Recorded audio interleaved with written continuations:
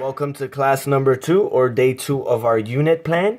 We are on track and we will be finding the greatest common factor. Okay, so first slide will be on vocab, just like last time, which will be on greatest common factor, better known as GCF. Okay, now, so the greatest common factor is the highest number that can be exactly divided into each member of a set of numbers. Now let's recall last lesson, excuse me.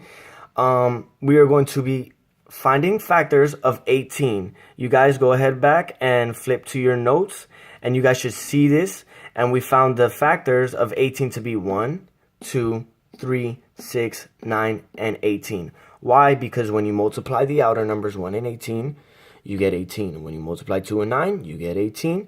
And when you multiply 3 and 6, you get 18.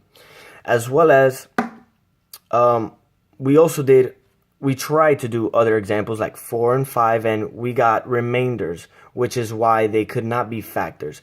In this lesson, we will begin by finding the greatest common factor, GCF, of two numbers, 15 and 30. We will begin by writing down all the positive factors for both 15 and 30. Okay, now. So now if you look, and we write down the numbers for 15 and 30, we will see that 1, 3, 5, and 15 are factors of 15.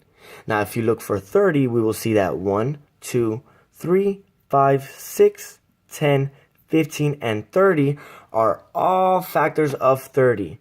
Now, we will mark all the common factors seen between 15 and 30, which will be highlighted below. So let's take a look. 15, we have 1, or 15 and 30, excuse me, we have 1, 3, 5, and 15. Thus, to be the greatest common factor, you have to be the highest number. So, which would be the highest number here? And the highest number between 1, 3, 5, and 15 is 15. So that would be our GCF, greatest common factor. So now we're going to move on to another example where we will look at 14 and 21. Now when we look at 21, we see that the factors are 1, 2, 7, and 14. Now for 21, the factors are 1, 3, 7, and 21. So which would be the greatest common factor? Let's take a look. So when we look at the highlighted numbers as we have here, 1 and 7 are the only common factors that 14 and 21 share. The largest one being 7. Correctamundo. Thank you very much. Number 7 would be the greatest common factor. Okay. This is just reiterating what I said in the prior slide. The highest number in that set of 21 and 14 would be 7, the greatest common factor. Now let's throw in some variables. I know it looks crazy, but let's get to it. We're going to do it, alrighty? So examples would be 14j squared and k cubed, and 21j. We know that the greatest common factor is 7 because we originally worked out 14 and 21. Don't get scared of the variables. We're going to tackle those right now. So we see that 14j squared, well, we see that first off, is that a j is present in both of these numbers. There is no k, so k cannot be the greatest common factor within this example.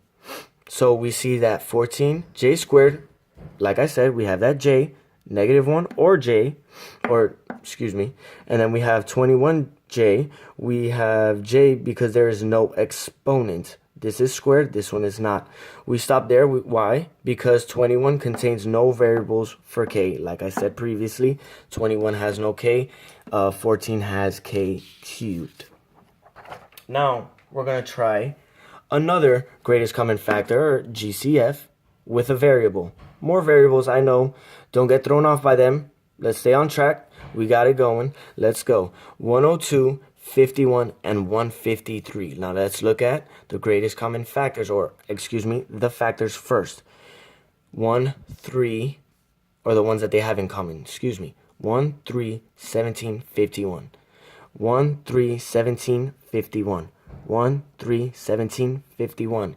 Beautiful. Now we're going to go for the greatest common factor, which would be 51, 51, and 51. Why? Because 51 is the largest number. So we move on to the variables. We see the first one, 102, has k to the fifth and m squared. Then the second one, 51, is k to the fourth and just m. And then we see for 153, k squared and m squared is what we have. And the common factor would be k squared because it goes into all three, and m because it goes into all three. Now with squared numbers or ones to a higher power, we add and subtract. It's totally different than using actual numbers.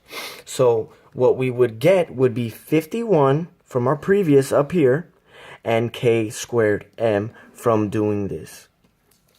Okay, now, so this concludes our lesson in finding the greatest common factor.